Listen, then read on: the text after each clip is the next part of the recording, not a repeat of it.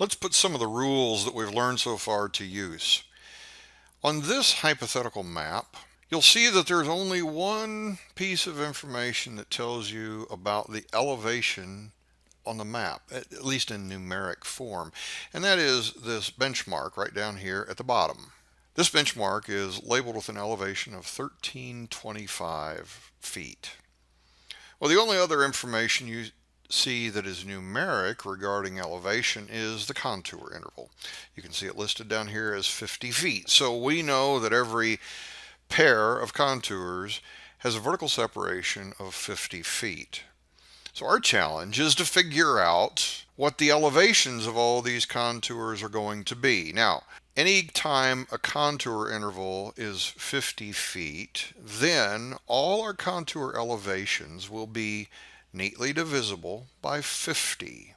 We will likely have elevations of 1300 and 1350 and 1400 and 1450 and 1500.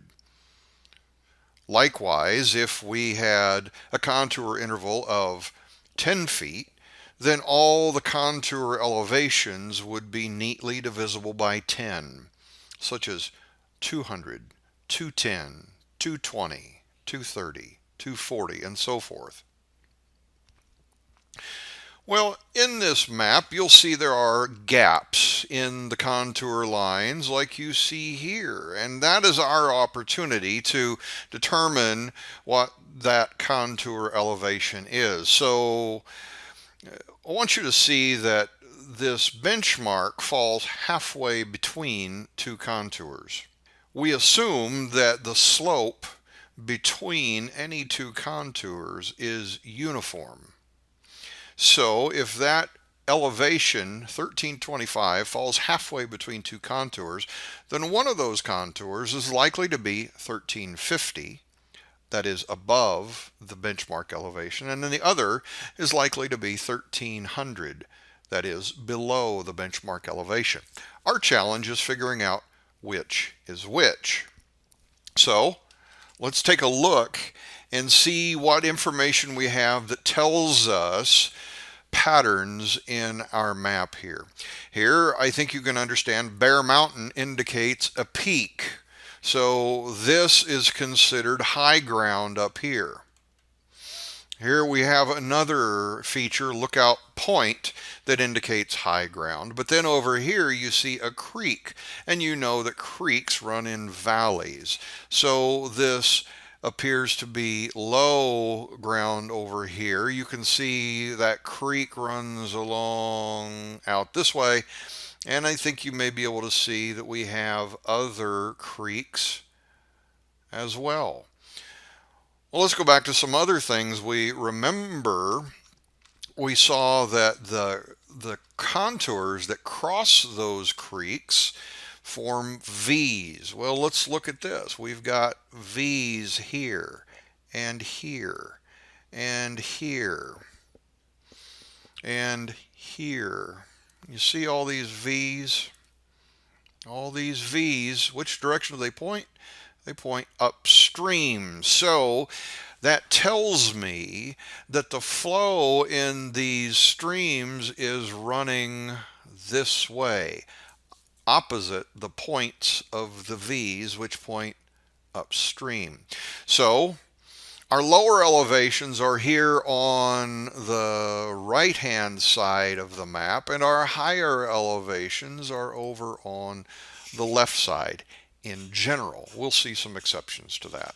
Okay, so if I'm going to start figuring this out, I think I can make some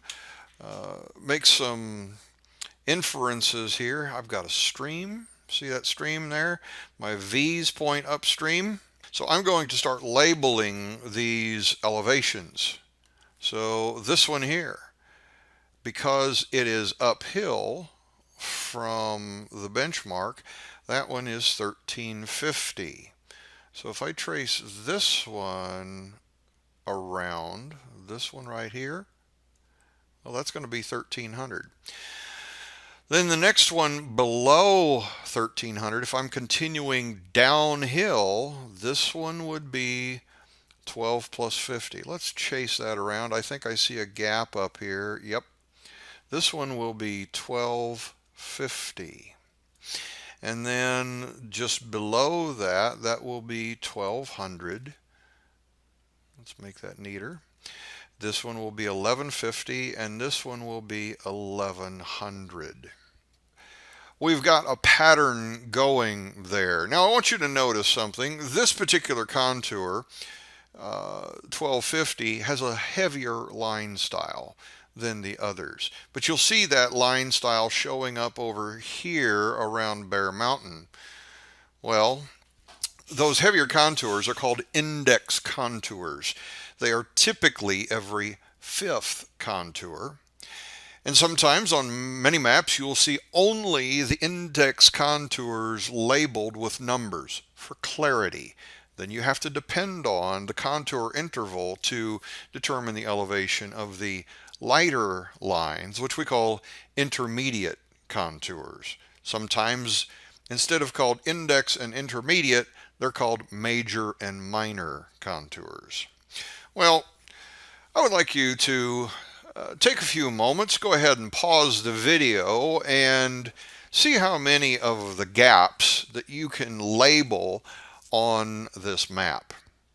And then once you've gotten as far as you can, come back and compare what you see on this video with what you got.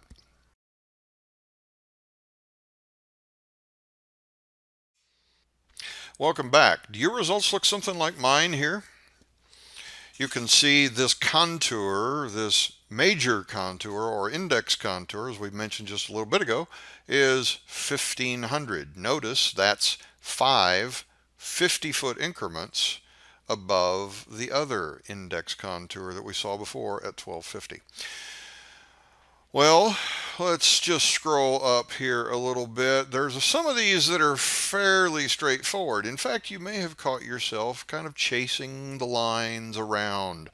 You may have said, oh, I'm just going to chase from, oh, let's see, I can take 1400 and I can chase it around, and pretty soon I realize, oh, there's 1400 right there. See it? Same contour, just a different part of the map. There are a few of the points on here that are a little more challenging to understand, and they're down here in the lower left corner, and they occur at saddles. So let me help you understand how those work. Down in the lower left corner of the map, to the southwest of Bear Mountain, you may have found a couple of these figures difficult to understand.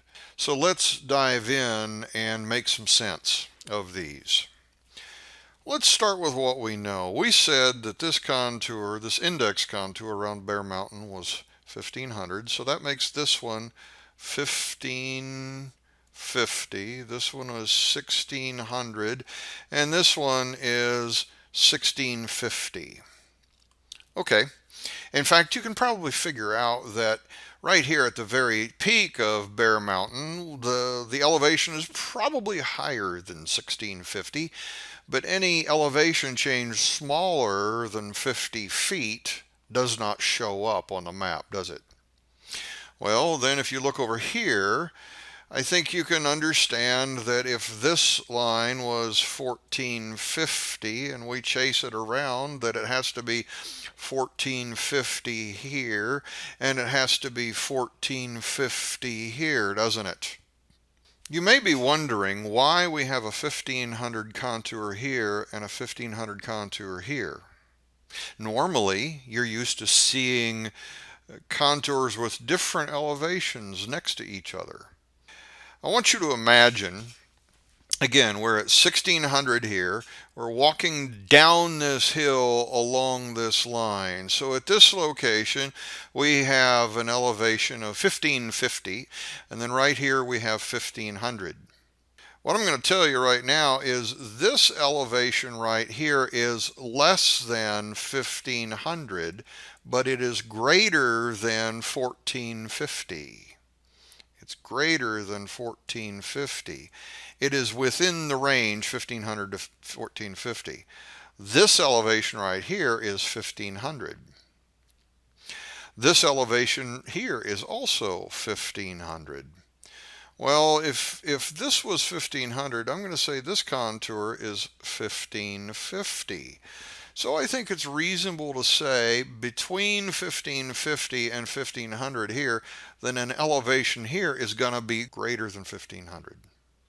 This one right here at A is going to be 1450. So what we're saying is as we descend downhill here, we go downhill this way, and then if these red arrows go downhill, this goes downhill to here, and this goes downhill to there. See what's happening? So really, this is a low spot, isn't it? And this is a local high spot, and of course I've got a high spot up here as well. So this is a formation we call a saddle. A saddle, if you're familiar with a saddle that you put on a horse, has in its center, front to back, is lowest, and the horn on the front is high, and the back edge of the saddle is higher than the low spot in the middle of the saddle. Or if you've ever purchased Pringles potato chips, you know they are saddle shaped. We have another saddle going on right over here. Notice this contour is 1450. This contour here is 1400. So we're descending. We get to a low spot here and we ascend again. The elevation at W inside the 1450 contour is likely higher than 1450, but lower than 1500. So here we have two saddles, one larger than the other, side by side. The contour that you see up here surrounding point Z is called a depression contour. And the marks, we call them hatch marks or hatcher marks. You'll see that term spelled H-A-C-H-U-R-E, hatchers. These hatcher marks point inward toward the depression. So we're simply saying water that falls here at point Z gets trapped. You could say it's like an elevated pond. Well, so what's the elevation of this contour? Well, if this index contour was 1500, this contour is also 1500. And the area at point Z is lower than 1500.